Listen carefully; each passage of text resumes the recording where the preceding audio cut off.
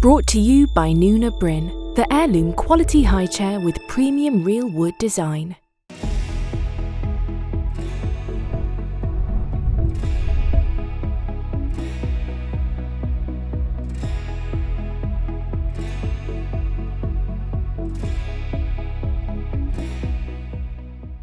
I'm super excited. We spent the whole morning and whole week watching videos of you two on your social media. So I'm so excited to be able to talk to both of you today. Camila and Kate, thank you so much for joining us.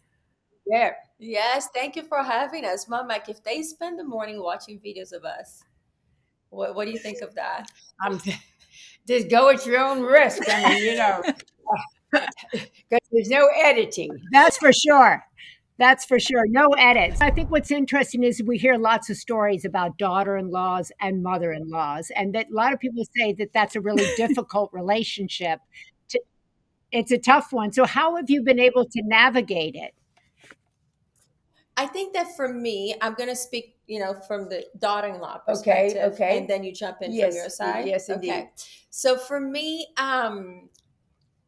like I say, in the beginning was a bit challenging, right? Yes. Because it was, especially my Mac was very, like, okay, this is my zone, my territory, which I think that a lot of mother-in-laws can have that, right?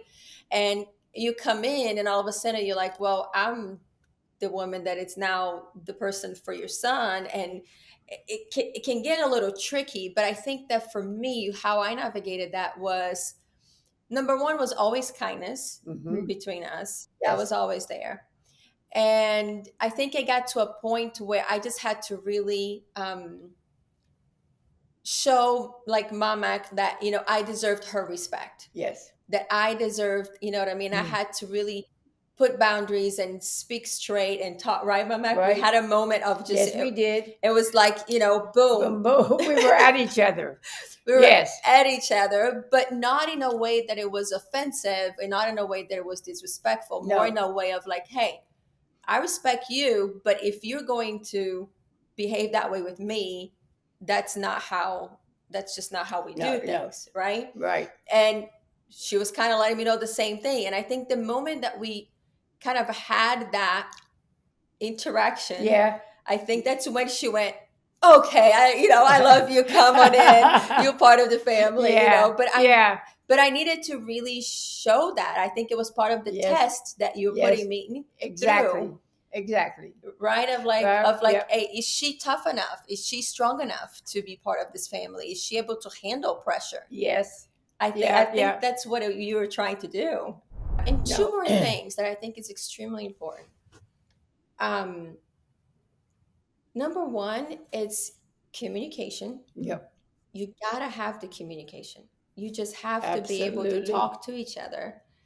But number two is that so many of the women that have problems with their mother-in-laws, it's because they gave up a bit too early. So they have a situation, they have a problem, and they just go, I can't deal with it, or I tried, or this didn't work out. And eventually we all got to get to the point that this person is in my life forever, no matter what. Yeah. So that's true. anytime that we got upset at anything, we talked talked about it. We did. We talked about it. And she doesn't like to talk about it. I do. Yes. But that's my boundary. Right. I'm like, okay, I know you don't like to talk about it, but I need to talk about it. Okay, then we will. So she said, she's like, okay, Okay, good. we will. Turn the page, girlfriend. Done. I'm like, okay, you know. So I think it's just don't give up. Don't give up so early, because that relationship with that your kids and that wisdom that the kids are going to get, it's priceless. Yes, it really is. I'm carrying stuff from when I was 9 years old. Now I'm going to turn the page and let it Turn go. the page, girl. Turn the page.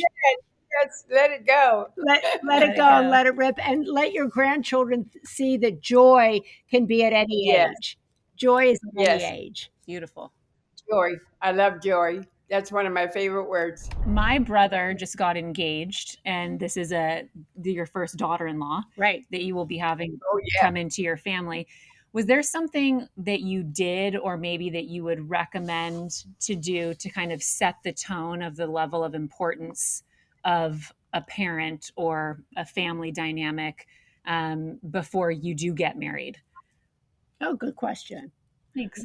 That's a good For you. Oh, it's for me. Thank you. Oh, okay. I'm just curious. I'm going to tell you what I told all three of my boys when they got married. Keep those lines of communication over and learn to compromise. Learn to compromise. You're going to have to do it. And I think that's one way to settle things. If you just try to compromise, that's a big word. Yeah. Compromise. You know, I love to be around my grandchildren because they keep me young. And I really enjoy their company. And it's not like, oh, I'm going to spoil them and send them back. I do not spoil my grandchildren. You No, don't? you definitely Why not? No, Why not? she doesn't. Because it's not fair to the parents. Mm.